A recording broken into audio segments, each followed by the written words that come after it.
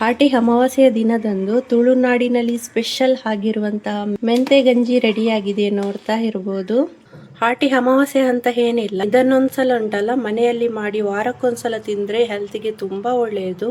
ಇದು ಬಾಣಂತಿಯರಿಗೆ ಜಾಸ್ತಿಯಾಗಿ ಕೊಡ್ತಾರೆ, ಮತ್ತೆ ಹೆಣ್ಣು ಮಕ್ಕಳಿಗೆ ಪೀರಿಯಡ್ಸ್ ಆದಾಗೆಲ್ಲ ಇದನ್ನು ಜಾಸ್ತಿ ಕೊಡ್ಬೇಕು. ತುಂಬಾನೇ ಹೆಲ್ತ್ಗೆ ಒಳ್ಳೆಯದು. ಇದರಿಂದ ಬೋನ್ಸ್ ಎಲ್ಲ ಗಟ್ಟಿ ಆಗ್ತದೆ. ಹಾಗೂ ಹೇರ್ ಫಾಲ್ಗೆ ಉಂಟಲ್ಲ, ಇದು ರಾಮಬಾಣ ಅಂತಾನೆ ಹೇಳ್ಬೋದು, ತುಂಬಾನೇ ಒಳ್ಳೆಯದು. ಬನ್ನಿ ಈ ಮೆಂತೆ ಗಂಜಿಯನ್ನು ಹೇಗೆ ಮಾಡಿದಂತ ಒಂದ್ಸಲ ನೋಡ್ಕೊಂಡು ಬರುವ. Hello friends, ಹೇಗಿದ್ದೀರಲ್ಲ? ಹಾಟಿ ಅಮಾವಾಸ್ಯೆಯ ಶುಭಾಶಯಗಳು ಎಲ್ರಿಗೂ. ಇವತ್ತು ಭೀಮ್ನ ಅಮಾವಾಸ್ಯೆ ಅಂತ ಕೂಡ ಹೇಳ್ತಾರೆ. ಇವತ್ತಿನ ದಿನ ನಮ್ಮ ತುಳುನಾಡಿನಲ್ಲಿ ಮೆಂತೆಯ ಗಂಜಿ ಮಾಡ್ತಾರೆ. ಇದು ತುಂಬಾ ವಿಶೇಷವಾಗಿರ್ತದೆ. ಇವತ್ತಿನ ದಿವಸ ಉಂಟಲ್ಲ, ಬೆಳಿಗ್ಗೆ ಬೇಗ ಎದ್ದು ಚಾಯ್ ಕುಡಿಯೋಕ್ಕಿಂತ ಮುಂಚೆ ಒಂದು ಕಹಿಯಾದ ಮದ್ದು ಕುಡಿತಾರೆ. ಆದ್ರೆ ಈ ಕಡೆ ಸಿಟಿಯಲ್ಲಿ ಎಲ್ಲ ಮದ್ದು ಸಿಗುದಿಲ್ಲ, ನಮ್ಮ ಊರಲ್ಲೆಲ್ಲ ಸಿಗ್ತದೆ. ಕಹಿಯಾದ ಮದ್ದು ಕುಡಿದ್ಮೇಲೆ ಮೆಂತೆಯ ಗಂಜಿ ಮಾಡಿ ತಿಂತೇವೆ. ಇಲ್ಲಿ ನಾನು ಮೆಂತೆ ಗಂಜಿ ಮಾಡ್ಲಿಕ್ಕೆ 3 ಟೀ ಸ್ಪೂನ್ ಆಗುವಷ್ಟು ಮೆಂತೆಯನ್ನು 3 to 4 hours ನೆನೆಸಿ ಇಟ್ಟಿದ್ದೇನೆ. ನೋಡ್ತಾ ಇರ್ಬೋದು, ಇಷ್ಟು ದೊಡ್ಡದಾಗಿ ಬಂದಿದೆ ಇವಾಗ. ನಂತರ ಈ ಬೌಲಲ್ಲಿ ವೈಟ್ ರೈಸ್ ತಗೊಳ್ಬೇಕು.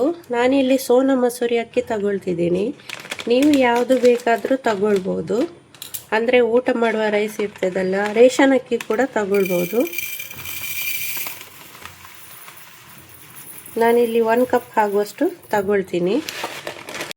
ಈಗ ಅಕ್ಕಿಯನ್ನು 1-2 ಸಲ ಚೆನ್ನಾಗಿ ತೊಳೆದು ಕ್ಲೀನ್ ಮಾಡಿದ್ದೇನೆ, ನೋಡ್ತಾ ಇರ್ಬೋದು.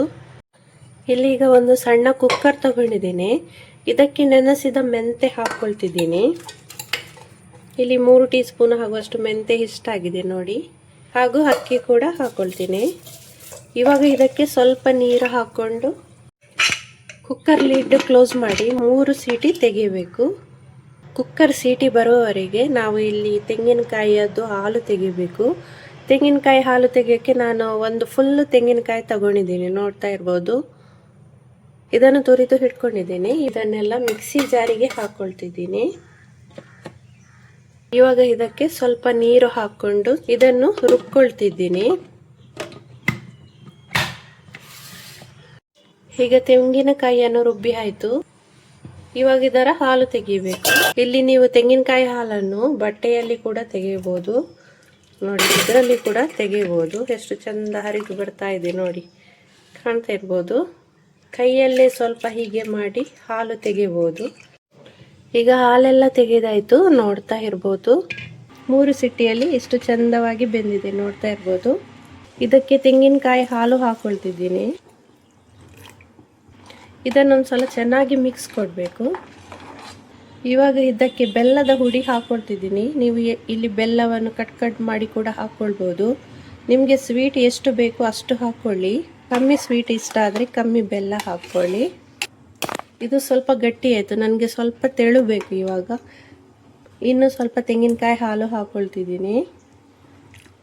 ಸ್ವಲ್ಪ ಹೀಗೆ ನೀರು ಆಗಿರಬೇಕು, ತುಂಬ ದಪ್ಪ ಕೂಡ ಹಾಕಬಾರ್ದು. ಸ್ವಲ್ಪ ಬೆಲ್ಲ ಕಮ್ಮಿ ಆಯಿತು, ಇನ್ನು ಸ್ವಲ್ಪ ಹಾಕ್ಕೊಳ್ತೀನಿ ನಾನು.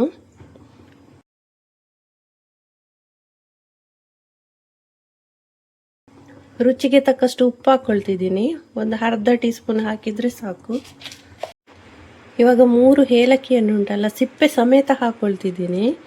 ಇದು ನನಗೆ ಫ್ಲೇವರ್ ತುಂಬ ಇಷ್ಟ. ಇದಕ್ಕೆ ಈ ಗಂಜಿಗೆ ಉಂಟಲ್ಲ, ಇದನ್ನು ಹಾಕಬೇಕಂತೇನಿಲ್ಲ, ನಾನು ಹಾಕ್ಕೊಂಡೆ. ಫ್ಲೇವರ್ ಚೆನ್ನಾಗಿ ಬರ್ತದೆ.